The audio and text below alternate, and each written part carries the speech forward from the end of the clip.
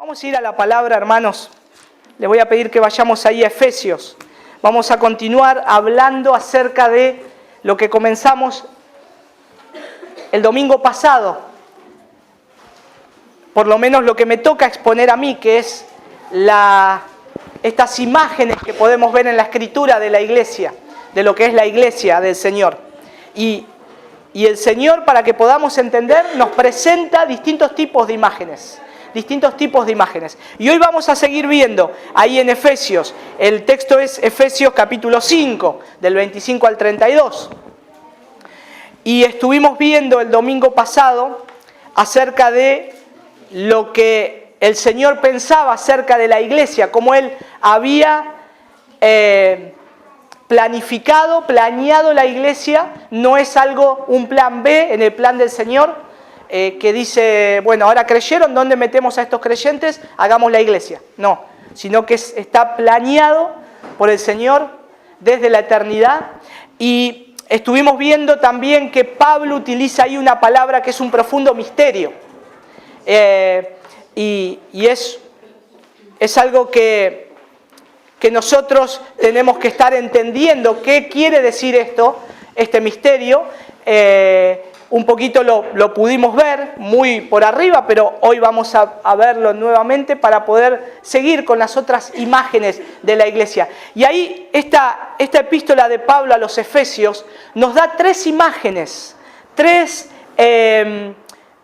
como tres dibujos o tres características que resaltan, hay tres cuadros de lo que Pablo desarrolla acerca de la iglesia. En primer lugar, que la iglesia es un cuerpo. En segundo lugar, que la iglesia es un edificio. La iglesia es un edificio, es un cuerpo, lo asocia con el cuerpo, luego lo asocia con el edificio. Y en tercer lugar, que es lo que vamos a estar viendo, Pablo lo asocia con la esposa, con el matrimonio. Entonces, si ustedes ven la epístola a los Efesios, van a encontrar esto. Pero a su vez van a encontrar ese misterio que Pablo habla. Que el misterio que él dice es un misterio que él ya tiene la respuesta. ¿Por qué? Porque es algo que el Señor ya lo reveló. No es un misterio, él habla de un misterio como algo, una revelación súper especial, que solamente los ungidos pueden tener. No, sino que es el misterio que ya fue revelado y está en la Escritura. Noten ahí en Efesios capítulo 3, Pablo empieza diciendo: por esta causa, yo Pablo, prisionero de Cristo Jesús por amor de vosotros los gentiles, si en verdad habéis oído de la dispensación de la gracia de Dios que me fue dada para vosotros, a quien por revelación me fue dado a conocer el misterio, ahí habla del misterio, tal como antes os escribí brevemente, en vista de lo cual, leyendo, podréis comprender mi discernimiento del misterio de Cristo. O sea, Pablo dice, si ustedes leen, si ustedes siguen, van a comprender qué es este misterio. Versículo 5, que en otras generaciones no se dio a conocer a los hijos de los hombres, como ahora ha sido revelado a sus santos apóstoles y profetas por el Espíritu. Versículo 6, a saber que los gentiles son coherederos y miembros del mismo cuerpo, participando igualmente de la promesa en Cristo Jesús mediante el Evangelio, del cual fui hecho ministro conforme al don de la gracia de Dios que se me ha concedido según la eficacia de su poder. Ahí tenemos una respuesta del misterio. ¿Qué es? El Evangelio. El Evangelio. Pablo lo aclara. ¿Cuál es ese misterio? Y nosotros vamos a encontrar que Efesios, cuando Pablo escribe Efesios, lo que quiere exponer él es que hay una nueva humanidad. Hay algo nuevo en el Señor, comienza algo nuevo, hay una nueva criatura, nace. Por eso Efesios capítulo 2 es una clara demostración del Evangelio. Empieza mostrando cuando una persona tiene que conocer a Cristo, conoce a Cristo y conoce este misterio del Evangelio. Y es revelado a nosotros. Ahora, cuando Pablo está escribiendo esto, recordemos, hay judíos, pero a su vez también hay gentiles. Y a los judíos les costaba un poco querer reconocer que el Señor se había revelado a alguien como los gentiles. Por eso Pablo comienza hablando, y para él era un judío podríamos decir hoy, hecho y derecho. Para él también le era difícil interpretar esto. Pero él comienza hablando de esto que fue revelado también a los gentiles. Nosotros somos parte de los gentiles, ¿no? A lo cual el Señor nos llegó con su evangelio. Por eso Pablo se esfuerza, por eso él también rogaba para que puedan conocer esto, para que puedan conocer a Cristo. Y este profundo misterio, tenemos que ver que un misterio es una verdad revelada. Un misterio es una verdad revelada, que ya ha sido revelado, y Pablo acá lo aclara. Y el misterio profundo acá es la unión de la iglesia con Cristo. La unión de la iglesia con Cristo. ¿Qué es lo que nosotros estamos viendo? ¿Qué es lo que nosotros queremos enseñar? Pero a su vez lo que en esta carta a los Efesios, Pablo le habla a los judíos y a los gentiles, que también era un misterio. Pero ese misterio ya fue revelado. La iglesia es la unión vital de Cristo con personas salvas por la gracia de Él, por su propia gracia. Ahora tiene que comenzar a conectar estas cosas con el Evangelio. Y entonces ahí nosotros pudimos ver ese profundo misterio ahí en Efesios capítulo 5 del 25 al 32. Y vamos a leerlo de vuelta. Lo voy a leer en la versión de la Reina Valera 1960.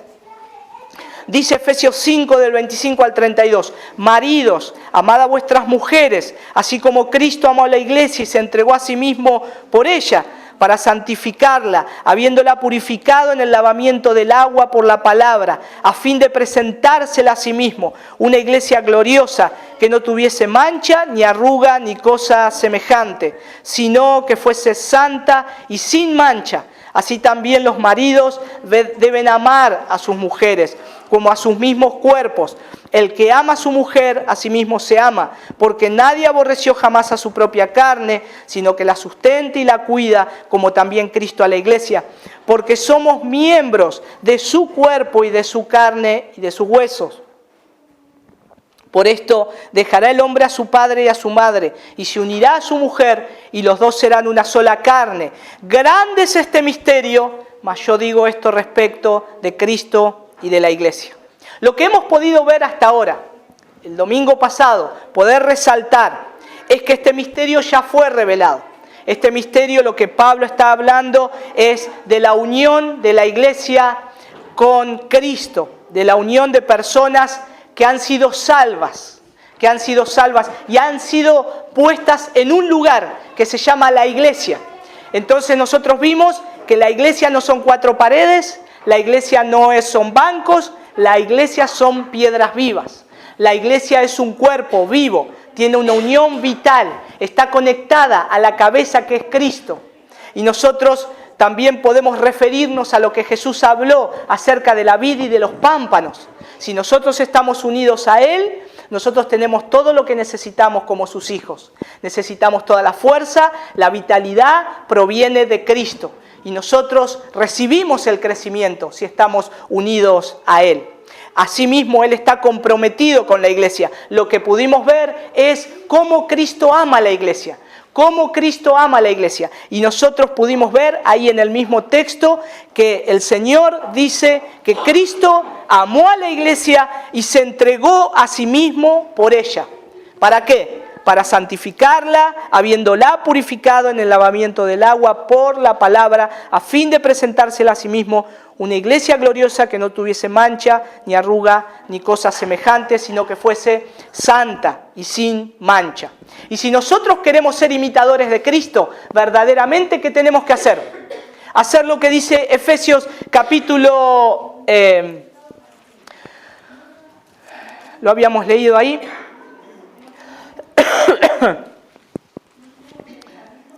5, versículo 1. Dice: sed pues imitadores de Dios como hijos amados. Si Cristo se entregó y se dio a sí mismo por su iglesia, ¿qué tenemos que hacer nosotros? Lo mismo que hizo Cristo, entregarnos. Un cristiano que está unido al cuerpo de Cristo, que ha sido llamado por el Señor, que el Señor está santificando es puesto en una iglesia, no es dejado al azar. El Señor lo pone dentro de un cuerpo. Él está dentro de un cuerpo y la tarea de este cristiano es comprometerse como Cristo lo hizo con la iglesia. Se dio a sí mismo, amó tanto a la iglesia que se entregó a sí mismo. Y nosotros tenemos que ser imitadores de Él. ¿Y cómo ve Dios a la iglesia? Y yo expuse un argumento muy fuerte, cómo Cristo amó a la iglesia. Y el argumento más fuerte que pude exponer es que nosotros debemos amar y preocuparnos por la iglesia por la simple razón o por la gran razón de que Jesús lo hace. Si yo me tengo que preocupar por el cuerpo de Cristo es porque Jesús lo hace. Entonces yo también lo tengo que hacer.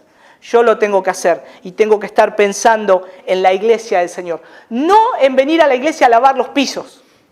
Y que es bueno eso, es una buena tarea, nos prepara para que podamos tener este lugar acomodado. Como viene el hermano Rafael, acomoda los bancos, es un servicio al Señor.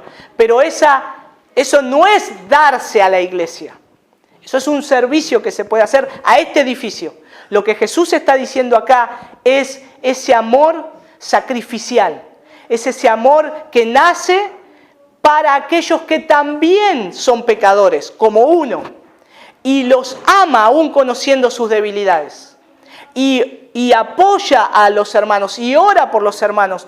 Y ora porque esa es la iglesia del Señor. Porque Cristo así lo hizo.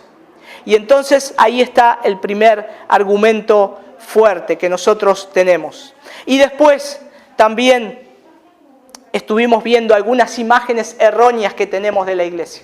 Algunas imágenes, debemos quitarnos a veces imágenes que están distorsionadas por el pecado, por nuestro propio pecado de lo que es la iglesia. Si al mundo hoy le preguntamos ¿qué es la iglesia?, nos van a dar imágenes o nos van a decir cualquier cosa, un montón de argumentos. Pero hermanos, lo que es la verdadera iglesia del Señor es lo que dice su palabra. Es lo que dice su palabra. Y es esta esposa que Él está preparando para presentársela a Él mismo. Una esposa gloriosa que no tenga ni manchas ni arrugas. Y ahora el Señor está trabajando con pecadores que están siendo santificados. Por lo tanto, debemos darle gracias al Señor porque Él, conociendo nuestros corazones, aún nos sigue amando. Aún sigue ocupándose de sus hijos. Aún nos tolera todavía. Pero Él va a terminar su obra. Ahora quiero que veamos qué imagen se ve desde el cielo de la iglesia. ¿Qué imagen se ve desde el cielo de la iglesia? Y ahí en Efesios capítulo 3, versículo 9 al 11. Voy a pedir que me acompañen ahí. Efesios 3 del 9 al 11. Solamente esos versículos. Pero viene hablando del Evangelio, del misterio que ya fue revelado. Y dice, y sacar a la luz cuál es la dispensación del misterio que por los siglos ha estado oculto en Dios, creador de todas las cosas, a fin de que la infinita sabiduría de Dios sea ahora dada a conocer por medio de la iglesia a los principados y potestades en las regiones celestiales, conforme al propósito eterno que llevó a cabo en Cristo Jesús nuestro Señor. Es precioso poder ver el propósito eterno de Cristo. Es precioso ver que su plan es completo. Es hermoso ver que nuestro Señor no deja nada librado al azar. Y Él está al cuidado de todo. Y Él revela ya todas las cosas por medio de su palabra. Y ahora nos está hablando de este misterio que fue oculto, pero que ahora ha sido revelado y que se lo da a la iglesia para que lo muestre. Y una de lo que la Biblia enseña en este pasaje es que los principados y potestades, como dice ahí, en los lugares celestiales, miran la obra de Dios a través de la iglesia con asombro y maravilla. Los ángeles, aún los demonios, miran la obra de Dios con asombro y maravilla, lo que está sucediendo en la iglesia, lo que está pasando en la iglesia. Y lo miran, y dice que ahí es donde ellos están teniendo esa imagen y mirando. Y entonces ahí quedan atrapados por la acción que se desarrolla a través de la iglesia. ¿Pero por qué? ¿Por qué miran con asombro? ¿Por qué miran este misterio? Porque dice ahí el texto que la multiforme sabiduría, y es la sabiduría de Dios, no de hombres, no de personas, es de Dios. La multiforme gracia, la multiforme sabiduría de Dios y el misterio espiritual oculto durante siglos están siendo revelados a través de la iglesia. Están siendo revelados a través de la iglesia. Hay un libro que en la mayoría de este bosquejo extraje esta enseñanza que tiene un título muy llamativo y también es sugestivo. Se llama Deje de coquetear con la iglesia y enamórese de la familia de Dios. El autor es Joshua Harris y lo expone muy bien, y él expone esto de una manera que realmente muestra lo que sucede en la iglesia y cómo nosotros debemos comprometernos con esa obra viva de Dios, con esta obra que es viva del Señor. Y él dice en una de sus partes, ¿qué es esta sabiduría? Son los poderosos efectos del Evangelio que obra y se hace ver en vidas reales, en relaciones reales. Efesios nos dice que a través del Evangelio los pecadores no solo se reconcilian con Dios, sino que también se reconcilian los unos con los otros en la iglesia. Es en la iglesia. Cuando el Señor nos llama, y como lo dice Efesios capítulo 2, Él comienza una nueva humanidad. Pero a su vez también comienza una nueva relación en nosotros. Una nueva forma de relacionarnos unos con otros, que se manifiesta en esto que es su cuerpo, su iglesia. Entonces nosotros acá comenzamos todo nuevo. En la iglesia se pule nuestro carácter, en la iglesia se manifiestan los dones que el Señor nos dio. Cuando Él nos llamó, nos da dones y es en su cuerpo que se manifiestan. Y es ahí donde el Señor trabaja. Y también es un nuevo comienzo, es un nuevo comienzo. Y ahí es donde nosotros podemos ver, como dice Efesios capítulo 2, versículo 19. Así pues, ya no sois extranjeros ni advenedizos. Así pues, ya no sois extraños ni extranjeros, se podría traducir, sino conciudadanos de los santos y miembros de la familia de Dios. Imagínense que el concepto de familia que había en aquel entonces entre judíos y gentiles, había un choque muy fuerte. Los judíos tenían todas sus tradiciones, se juntaban con sus familiares y no compartían cosas con los gentiles. Ahora el Señor los llama por su gracia. Él ya había preparado esto con anterioridad en ese pacto que Él hace, en ese pacto de gracia. Él comienza diciendo que van a ser benditas en ti todas las familias de la tierra desde Abraham. Y ahora Él los está llamando para que sean una sola esposa, un solo cuerpo.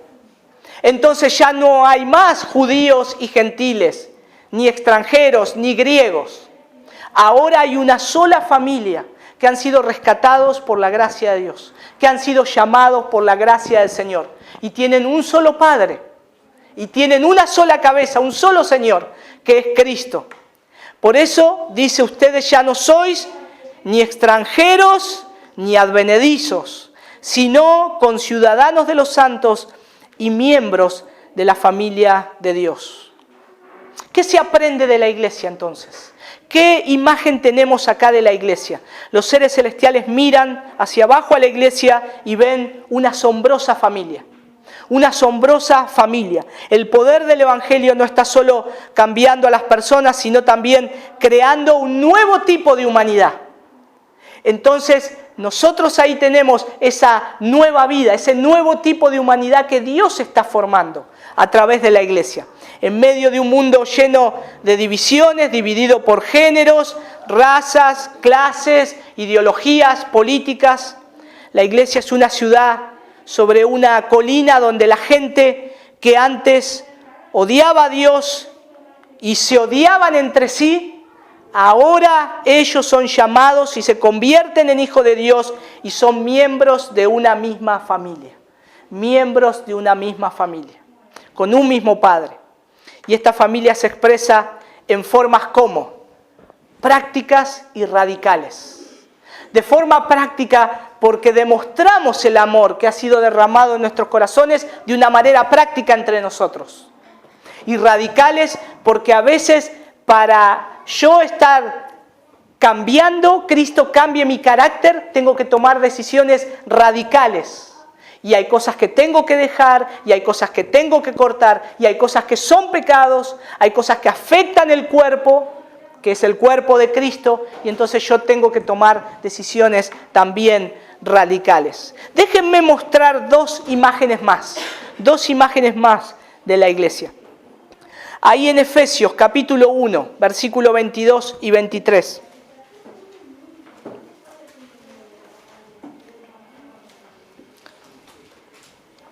Dice, Efesios 1, 22 y 23.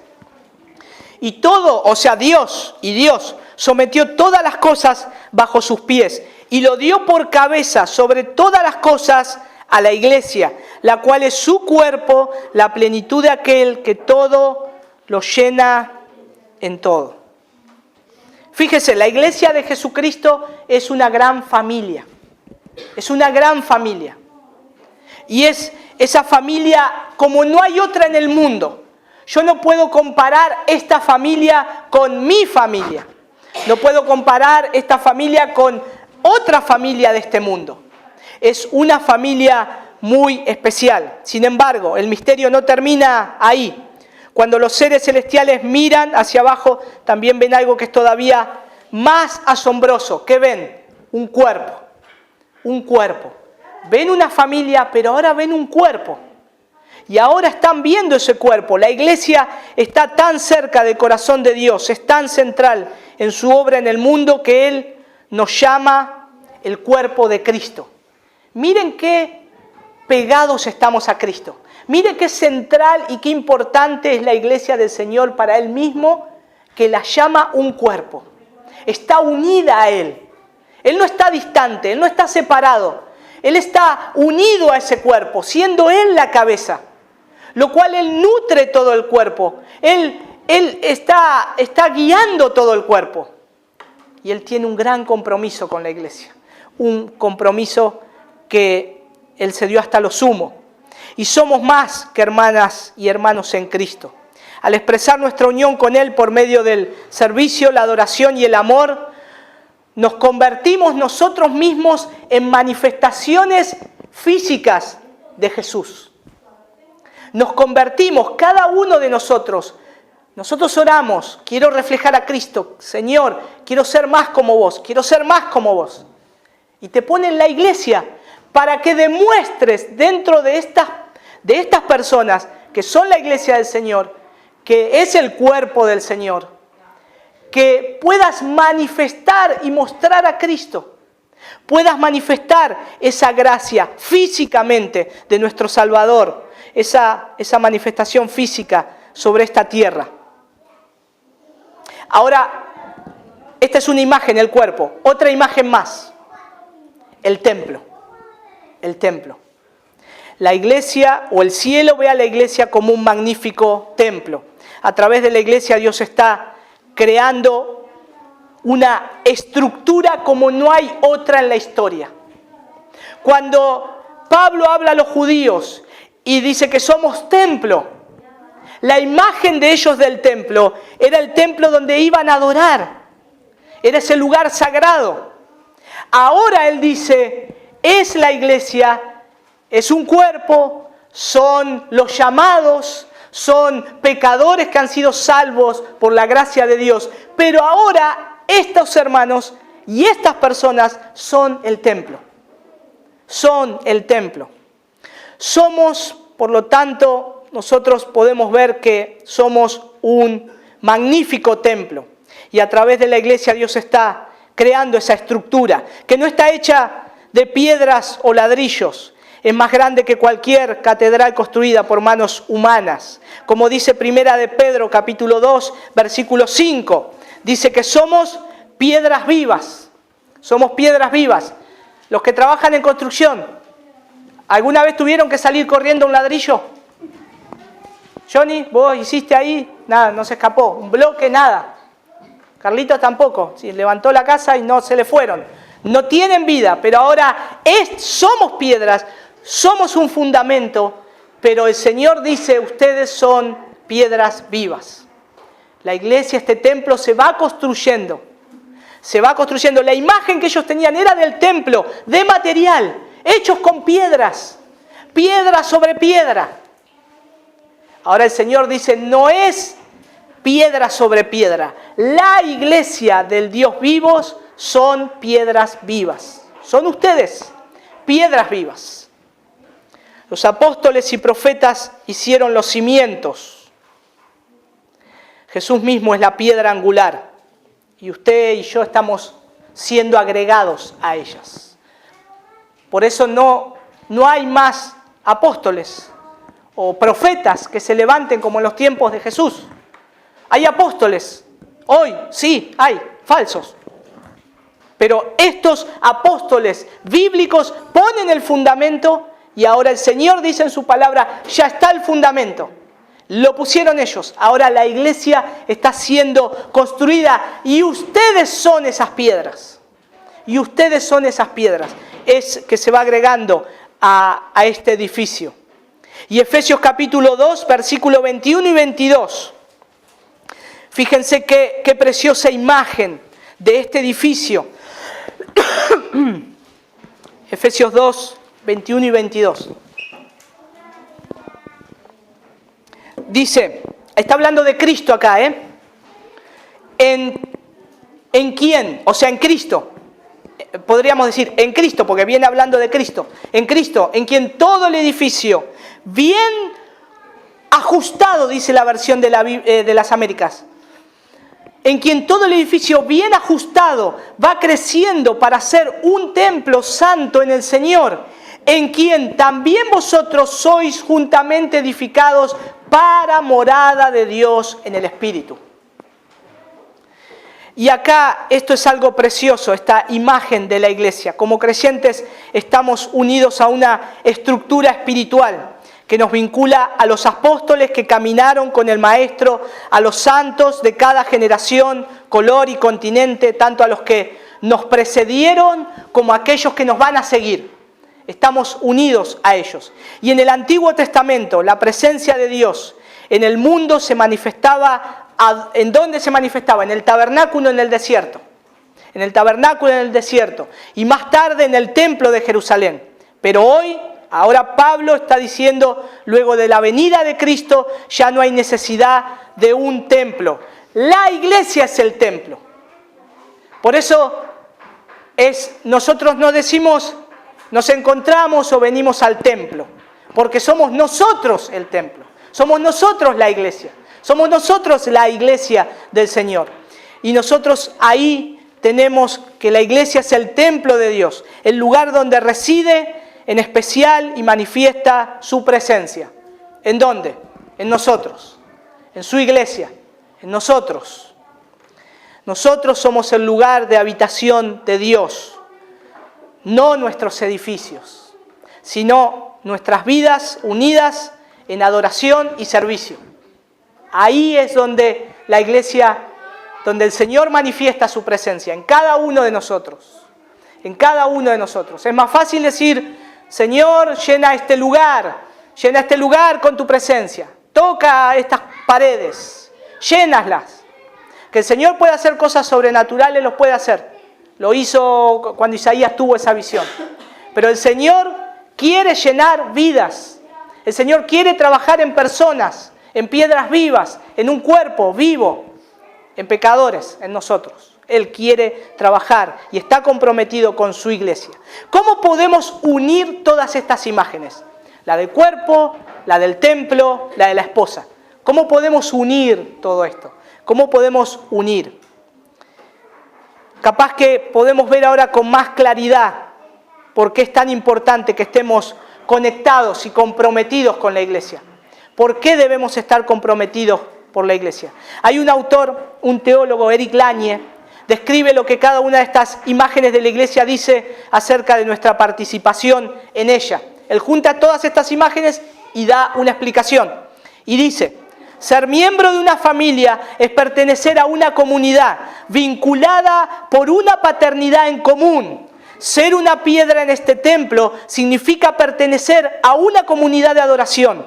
Formar parte de un cuerpo significa pertenecer a una comunidad que da testimonio, que vive, funciona y sirve.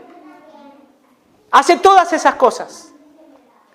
Por eso no hay alguien que pueda ser cristiano y que no esté comprometido con la iglesia del Señor, que no esté activo con la iglesia del Señor, que no esté viendo cómo el Señor está trabajando en su vida y qué es lo que puede aportar para este cuerpo.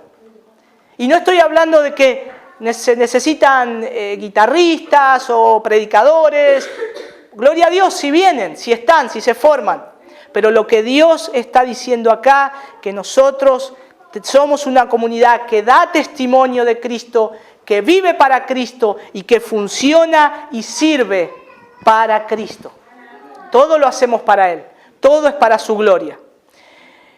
En conjunto, continúa Lagne, dice: tenemos las funciones principales de un cristiano individual. Es evidente que debemos cumplir estas obligaciones no solos, sino juntos en la iglesia. En la iglesia. Hermanos, sería precioso poder tener tal vez una iglesia como de dominicana, de Sujel Michelén. ¿No? Y tal vez alguno dice: oh, esa iglesia sí es bíblica y escucho los sermones y qué bueno. O la de John MacArthur. Pero ellos están allá y nosotros estamos acá. Y este es el cuerpo que el Señor nos puso. Y esta es la iglesia. Y si alguno quiere ser miembro de esa iglesia, se muda a Dominicana o a California y le damos el pase enseguida. Pero el Señor nos puso a cada uno en su lugar, donde Él quiso, donde Él decidió. Para que nosotros podamos trabajar y para que nosotros podamos comprometernos con este cuerpo, con esta familia que Él está santificando. Ahora, si el Señor se comprometió a santificar a un grupo de pecadores, salvos por su gracia, y Él nos tiene paciencia y Él nos consuela, podríamos decir en criollo, Él nos aguanta, ¿cómo no vamos a hacerlo nosotros? ¿Cómo nosotros también no tenemos que tener ese amor unos con otros? La paciencia unos con otros, el consuelo unos con otros. ¿Por qué hacerlo? Porque Cristo lo hace y porque Cristo se comprometió a hacerlo. No podemos vivir nuestras vidas cristianas solos. Cuando somos salvos de nuestro pecado, nos volvemos parte de algo más grande que nosotros. Una familia, un cuerpo y un templo. 3 imágenes de Efesios. La familia, el cuerpo y el templo. Y somos parte de ello. Y a través de la iglesia en todo el mundo, Dios está obrando, glorificándose a sí mismo y transformando vidas. Esta es la imagen que presenta Apocalipsis capítulo 19, versículo 7. Si ustedes lo buscan ahí, expone una foto de lo que ve en ese lugar. Fíjense, Apocalipsis 19, 7.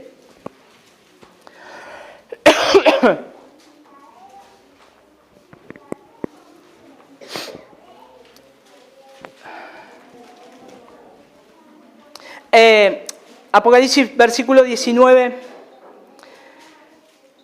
dice,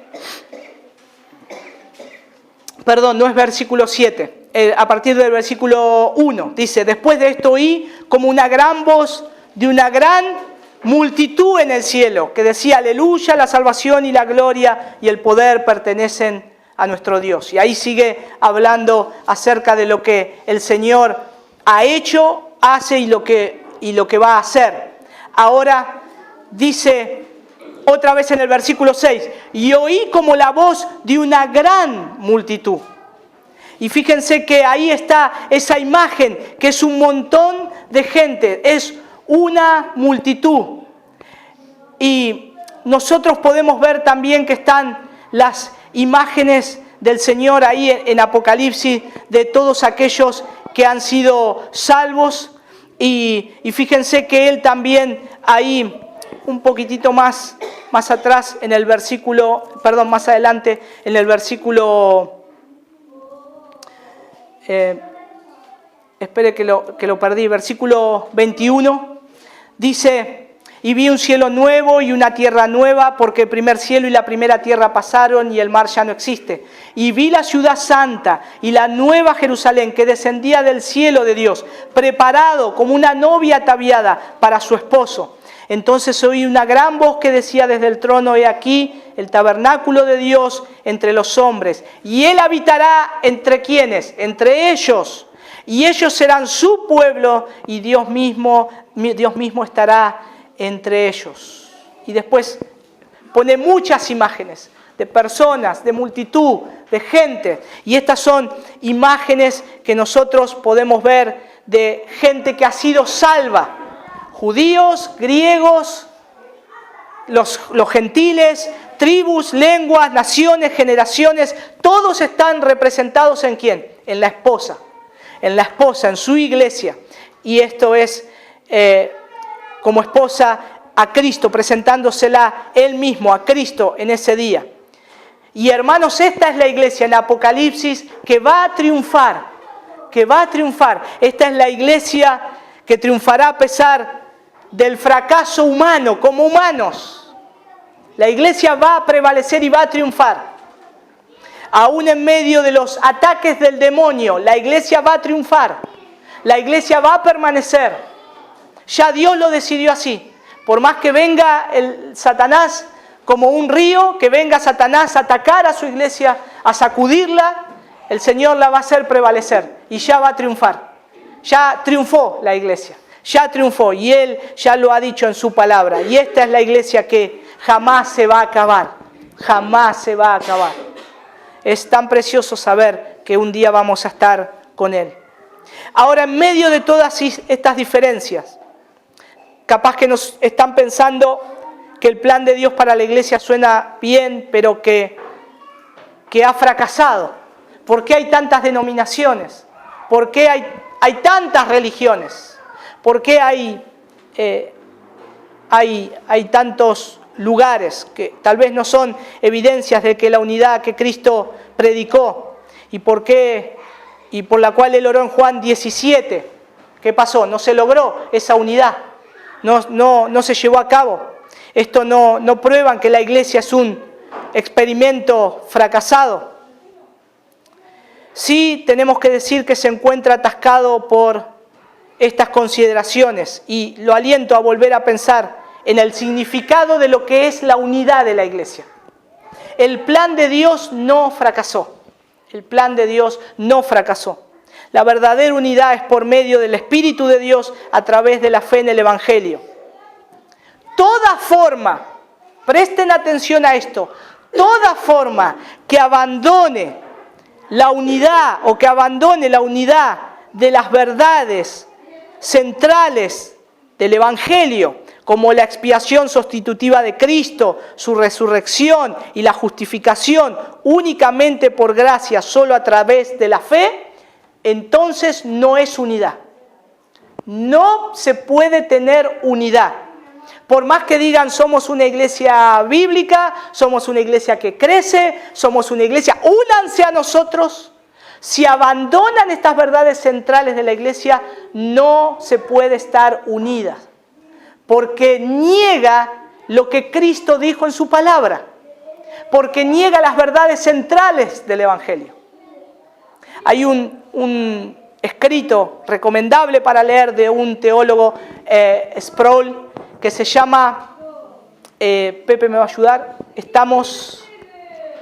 cierto que tenés 45 años ya, y no te olvidas, estamos realmente unidos, y habla católicos y evangélicos, y él llega a la conclusión que no es cierto, no, o sea, léanlo el libro, pero es la verdad, la centralidad. Todos los que sostienen y atesoran estas verdades, las verdades de lo que es las verdades centrales del Evangelio, la expiación sustitutiva de Cristo, su resurrección, su justificación solamente por la fe, por gracia somos salvos. Entonces, si atesoran eso, entonces sí, podemos decir, son mis hermanos, son hermanos. Podemos abrazarnos y aún a veces, hermanos, hay cosas que no estamos de acuerdo, porque hay diferencias de orden de culto. Pero nosotros tenemos que extender paredes que nos dividan. Pero quiero tomar una frase muy sabia del pastor Sugel Michelén. Él dice, hagamos paredes que nos dividan con otras denominaciones, que no echen abajo estas cosas centrales del Evangelio, pero en otras cosas no estamos de acuerdo, como orden de culto u otras formalidades, cosas secundarias. Dice, hagamos paredes, que marquemos una línea, pero no hagamos las paredes tan altas que nos podamos dar la mano, que en algún momento nos podamos dar la mano. Es bueno tener una regla de fe, de práctica, es bueno marcar unos límites, pero a veces tenemos que ver la posibilidad de que nosotros podamos unirnos a iglesias que sí toman en cuenta las verdades centrales del Evangelio. Las verdades centrales del Evangelio y pueden disfrutar de una verdadera unidad. Recordemos que somos uno en Cristo, aun si vivimos en lugares diferentes del mundo y adoramos en diferentes culturas. Pero nosotros tenemos que tener en cuenta que estamos unidos a Cristo. Coincidimos en estar de acuerdo con las cosas de primera importancia y convenimos en respetar los desacuerdos sobre las cosas de menor importancia. Escribe un autor, Richard Phillips, las denominaciones nos permiten tener una unidad de organizaciones en las que tenemos pleno acuerdo y nos permiten tener unidad espiritual con otras denominaciones porque no estamos obligados a discutir para perfeccionar el acuerdo, sino que podemos aceptar nuestras diferencias de opinión sobre temas secundarios, no centrales como el Evangelio, sino temas secundarios. Y esto es muy importante. Entonces, en el aspecto más importante, la oración de Jesús por la unidad ha sido respondida. No fracasó. El plan de Dios de la iglesia que esté unida no fracasó. La iglesia, su iglesia verdadera va a permanecer, va a prevalecer. Y Jesús oró por la unidad y esta unidad entre las iglesias que confiesan esa fe en Cristo va a permanecer unida. A causa del Evangelio hay unidad y nuestro trabajo es mantenerla. ¿Cómo nosotros rechazamos eso? El problema es cuando hay un espíritu de denominación. No, yo soy de la iglesia cristiana de la gracia. Nosotros somos acá los ungidos y tenemos la verdad.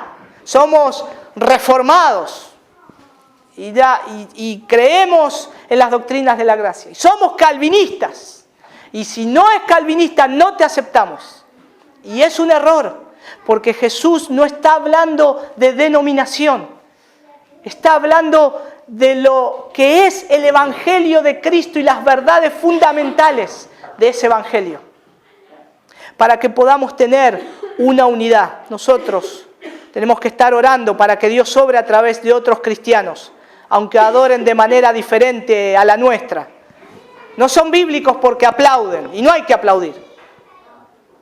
No, eso es secundario. Eso es secundario. No son bíblicos porque las hermanas no usan mantilla. Secundario. Cosas secundarias. Me puedo unir a ellos. Creen en Cristo. Su fe ha sido puesta en el Evangelio. Ellos creen en la sustitución de Cristo. Creen en la fe en Cristo Jesús por gracia, no por obras. Creen en una salvación segura, firme en Cristo, que no va a perecer, sino que el Señor la va a sostener. Entonces yo tengo que estar viendo que son mis hermanos, aunque adoren de manera diferente o se vistan de forma diferente. Tenemos que ser humildes sobre las diferencias en doctrina de importancia secundaria y regocijarnos cuando oímos que otros son utilizados para hacer avanzar el Evangelio. Hacer avanzar el Evangelio. A través de su iglesia extendida en todo el mundo, Jesús está glorificando a sí mismo y desarrollando su reino en forma que ninguna persona, congregación o denominación podría lograr por sí sola. Él hace avanzar su obra. Entonces, ¿por qué en realidad necesitamos la iglesia local? ¿Por qué necesitamos la iglesia local? Me gusta un título de un artículo que el pastor John Piper escribió. Y dice que la iglesia es un proyecto de comunidad. Pero a su vez, la santificación del cristiano es un proyecto de comunidad. Es un proyecto de comunidad. Cuanto más tiempo pasa o pasamos en la vida como cristianos, yo creo que no podemos vivir la vida cristiana solos. Es imposible vivir la vida cristiana solos. En momentos de prueba, de aflicción, necesitamos del cuerpo de Cristo, necesitamos de los hermanos. En momentos que me tienen que corregir, necesito de la iglesia del Señor para que me vuelva al lugar. Me estoy desviando, necesito la corrección. Por eso la santificación es un proyecto de comunidad. Y ahí en Hebreos capítulo 10, les voy a pedir que me acompañen. Hebreos 10.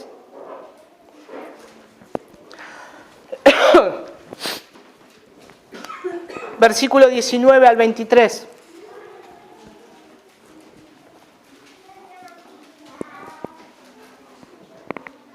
Dice, entonces hermanos, puesto que tenemos confianza para entrar en el lugar santísimo por la sangre de Jesús, por un camino nuevo y vivo que Él inauguró para nosotros por medio del velo, es decir, su carne, y puesto que tenemos un gran sacerdote sobre la casa de Dios, acerquémonos con corazón sincero, en plena certidumbre de fe, teniendo nuestro corazón purificado de mala conciencia y nuestro cuerpo lavado con agua pura. Mantengámonos firme la profesión de nuestra esperanza, sin vacilar, porque fiel es el que prometió. En los versículos de Hebreos, ahí 10, vemos con claridad este camino del cristiano en sus dos aspectos. Se nos alienta a acercarnos a Dios y al relacionarnos con Él de forma íntima y personal. De forma íntima y personal. Y se nos invita a tener libertad para entrar en el lugar santísimo por la sangre de Jesucristo. Luego se nos dice que nos mantengamos firmes en nuestra fe, como creyentes. ¿Por qué? Dice, para mantener sin fluctuar la profesión de nuestra esperanza, porque fiel es el que prometió. ¿Qué otra cosa necesitamos? ¿Qué otra cosa necesitamos? Y es evidente que si necesitamos algo, en los versículos 24 y 25 se nos dice que nosotros tenemos que, considérense, dice, considerémonos unos a otros para estimularnos ¿a qué? Al amor y a las buenas obras. ¿Para qué venimos a la iglesia? Para eso, para estimularnos al amor y a las buenas obras, para que el Señor está ocupado de mi santificación y mi hermano me va a ayudar en eso y yo voy a ayudar a mi hermano, estimularlo al amor y a las buenas obras. Dice, no dejando de congregarnos, como algunos tienen por costumbre, sino exhortándonos, y tanto más cuanto veis que aquel día se acerca. Como vemos, en realidad, nosotros, si necesitamos el ministerio de los demás, en especial también de los pastores, maestros que el Señor pone en la iglesia, hermanos, para alentarnos, para ayudarnos a aplicar la palabra de Dios en nuestras vidas y para ayudarnos a conocer nuestros pecados. Por eso todos necesitamos, hermanos. Yo mismo necesito de la iglesia para que me diga mis faltas, para que me diga mis pecados, para que me aliente, para que me corrija. Por eso estamos todos en un cuerpo. Por eso necesito la iglesia del Señor. Por eso necesito de estas piedras vivas. Los necesito para hacer esto, que consideren que yo pueda verme y ustedes me estimulen al amor y a las buenas obras. Y su palabra sea aplicada también en mi vida. Necesitamos a los demás para vencer el pecado y para crecer de la forma en que Dios lo ha planeado. No podemos solos, no podemos solos. Si alguien cree que puede solo vencer el pecado, es un orgulloso. es un orgulloso. No puede seguir adelante. No puede seguir adelante. Si alguno no considera la iglesia del Señor, yo les pido que, por favor, reflexionen acerca de para qué Dios pone la iglesia. No es una ocurrencia humana, es parte de la santificación de Dios. Es parte de la santificación de Dios. Y por eso el Señor nos pone en grupo de personas que no son perfectos, son pecadores. Y el Señor hace que entre nosotros haya errores y entre nosotros haya fricción, porque tiene que pulir mi carácter todavía. Entonces, cuando yo me aparto, recuerden que acá cuando Hebreos está hablando ya de la apostasía, cuando se deja de congregar. El primer punto, ¿cuál es el primer síntoma que hay en alguien que está a punto de caer en apostasía? El primer punto, deja de congregarse. ¿Por qué? Por el orgullo. Por el orgullo. Primero nace en el corazón y en el orgullo. ¿Y después qué hace? Segundo paso, se aísla, se va. Y acá dice el autor de Hebreos, no dejando de congregarnos. ¿Por qué? ¿Para llenar un lugar? No. Porque si es parte de un cuerpo, tiene que ser expuesto a todas las debilidades, a trabajar con pecadores, a tener paciencia, a ver la gracia del Señor, a orar por uno mismo. Pero puede ser también que, como dice su palabra, salieron de nosotros, pero no eran de nosotros. No eran del Señor. Y eso también hay que tener en cuenta. ¿Cuál es el verdadero significado de pertenecer? Por último, Mark Dever, creo que, no sé si hay un material que estamos sacando mucho acerca de la iglesia, es un buen autor para este tiempo. Mark Dever, él lleva todo lo que dice la palabra de Dios, lo que es la iglesia, y tiene un libro acerca de la iglesia y la membresía. Y él ha estudiado mucho acerca de la iglesia. Él está en una iglesia bautista en Washington. Y también sabe cómo exponer el tema de la iglesia. Y él, una de las cosas que dice es que a veces mucha gente pretende ser cristiana o afirma ser cristiana, pero no viven como una persona que ha nacido de nuevo. Dicen que es cristiana, que van a una iglesia, que pertenecen a un lugar, pero no viven como una persona que ha nacido de nuevo. Y la imagen que se da al mundo de la iglesia es una imagen errónea, es una imagen errada. Él dice, no entiende o no han sido transformados por el Evangelio. Necesita que se les diga que no pueden afirmar tener fe salvadora y seguir caminando en tinieblas. Como dice 1 Juan capítulo 1, versículos 5 al 10.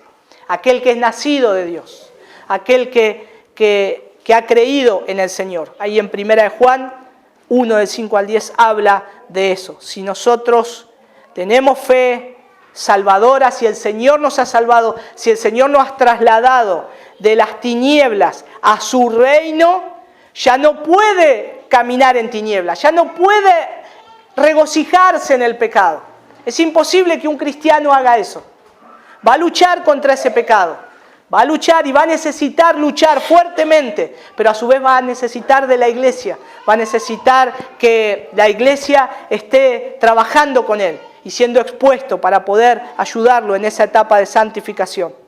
Nuestra seguridad de la salvación debe incluir una vida cambiada y la confianza de que hemos sido en verdad salvados no debería descansar en una experiencia emocional o una oración que dijimos frente al altar hace años. No podemos decir que somos salvos por eso, sino que es por medio de una vida transformada. El Sermón del Monte. Un cristiano hace lo que Jesús dijo en el Sermón del Monte. Eso es como vive, cómo se conduce, cómo verdaderamente es luz y sal. Dice Mark Dever, no me importa cuánto lloren mientras canten o mientras predico. Si no tienen una vida marcada por el amor hacia los demás, la Biblia no les da ningún motivo para pensar que son cristianos. Ninguno. Es fuerte, pero es la verdad de la Escritura. Es la verdad de la palabra de Dios. En 1 Pedro capítulo 2 se nos dice que hagamos de nuestro llamamiento y elección algo seguro. Algo seguro. Fuimos llamados. ¿Cómo hacemos esto? Y uno de los pasos más prácticos que podemos dar es unirnos a una iglesia local. Por eso es precioso cuando hermanos deciden ser parte del cuerpo de Cristo. Pero cuando deciden ser parte de Cristo, no vienen a una organización o a un club social. Se van a ser parte del cuerpo de Cristo uniéndose a Piedras Vivas, uniéndose a otro grupo de pecadores que han sido salvados por la gracia de Dios. Y esto es lo que tiene que quedar claro. Por eso a veces una persona hace una oración de fe y al domingo siguiente se bautiza. No hay frutos, no hay nada, no se sabe. Si es cristiano, ¿qué es? No se sabe qué es. No se sabe por qué se decidió. Pero igual, bauticémoslo. Para que abunde, para que venga más la membresía de la iglesia y anotemos que tenemos ya 100 hermanos. Es un error. No solamente es un error, es una ofensa a lo que Dios ya ha dicho, de no exponer claramente qué es un cristiano, cómo debe conducirse en la casa de Dios. Y hermanos, no olvidemos nunca que la iglesia es la casa de Dios, columna y baluarte de la verdad. Y tenemos que conducirnos en ese temor y tenemos que estar considerando esto. Nosotros necesitamos la iglesia local porque necesitamos la protección y el desafío sano de tener alrededor a otros cristianos que estén dispuestos a echar el pecado de nuestras vidas. ¿Qué lucha tenemos hoy nosotros? ¿Tenemos lucha porque aumenta el agua, porque aumenta el gas o porque aumenta la luz? No, tenemos lucha contra el pecado. Tenemos lucha contra el pecado, con nuestras propias vidas, con nuestro propio corazón. Esa es la verdadera lucha que tenemos. No es contra sangre y carne, sino contra principados y potestades, como dice el Señor. Y necesitamos a otros cristianos también, a quienes amar. Y el libro de Primera de Juan, hermanos, se escribió para ayudar a la gente a identificar quién es un verdadero cristiano. Si ustedes quieren saber quién es un verdadero cristiano, lea Primera de Juan. Si tiene duda, ¿y este qué es? ¿Un hermano, un medio hermano? ¿Qué es? ¿Algo parecido? Lea Primera de Juan. Y ahí va a evidenciar lo que es un verdadero cristiano. Se escribió para ello, para ayudar a que la gente identifique y en el cuerpo de Cristo se identifique la verdadera salvación en su vida. ¿Saben cuál es uno de los signos principales que se nos dice que hemos de buscar? Ahí en Primera de Juan capítulo 2, es el genuino amor por los demás. El genuino amor por los demás. Amarnos unos a otros. Dice Mark Dever, ¿quiere saber que su nueva vida es real? Comprométase con un grupo local de pecadores salvados. Intente amarlos. No lo haga solo durante 3 semanas, ni durante 6 meses. Hágalo durante años y creo que descubrirá, y otros también lo harán, si ama a Dios o no. La verdad se mostrará a sí misma. Y hermanos, es real. Cuánto yo amo a Dios. Y puedo adorar a Dios, y puedo exaltarlo, y puedo glorificar a Cristo. Yo no lo vi a Cristo. Yo no lo vi a Dios. Y a veces es fácil amar a alguien que no lo hemos visto. Pero conocemos a través de su palabra, su gracia y su amor para nosotros. Pero es difícil amar a alguien que veo, que tiene errores, que me ofende muchas veces. Que piensa mal o que hace algo mal contra mí. Es difícil. Ahora Dios me dice, si así es el caso de un hermano, comprométete y amalo. Para eso está la iglesia local. Para eso estás dentro de un cuerpo. Porque yo estoy trabajando. Todavía no son perfectos. Todavía no han sido glorificados. Y ahí es donde nosotros tenemos que enfocarnos. Para ver si en verdad amamos la iglesia. Si en verdad amamos a la esposa de Cristo, como Él la ama. Por último, la iglesia local es el lugar donde nuestra vida en Cristo se vive y se prueba. Unirse a una iglesia no lo va a salvar. Es solamente la muerte de Cristo la que salva. Él solo y nadie más es nuestra justicia. Pero si Él es en realidad nuestra justicia, si en verdad amamos a aquel a quien no hemos visto, esto se va a mostrar cuando amemos a aquellos a quienes sí hemos visto. Si decimos que amamos a Dios y aborrezco a mi hermano, no conozco el amor de Dios. Hermanos, si el Señor todavía tiene paciencia con nosotros, si todavía yo no conozco el corazón de ustedes, tal vez si yo pudiera ver como ve Dios el corazón, tal vez, no sé, no quiero saber más nada con ustedes. Y ustedes conmigo, lo mismo. Pero Dios conoce nuestros pensamientos. Antes que la palabra salga de nuestra boca, Él ya lo sabe todo. Y Él así, todavía te ama, todavía te aguanta y te soporta, y todavía te cuida, y todavía te da todos los medios para que crezcas en santificación, y te da todos los medios para que vos puedas crecer en la gracia de Él. ¿Cómo nosotros, que recibimos ese amor de Dios, no vamos a hacer eso con mi hermano? ¿Cómo no voy a poder soportar? ¿Cómo no voy a poder amar? Y recordemos que el amar es el amar alentando a nuestro hermano. El amar es ayudándole en conocer más el Evangelio. Y el amar es estar en la corrección para que pueda crecer en la gracia del Señor. Todas esas son cosas que ayudan a la iglesia a estar enfocada en la imagen que Cristo puso en su iglesia. Que la iglesia es un cuerpo, la iglesia es un templo y la iglesia es su esposa. Vamos a orar.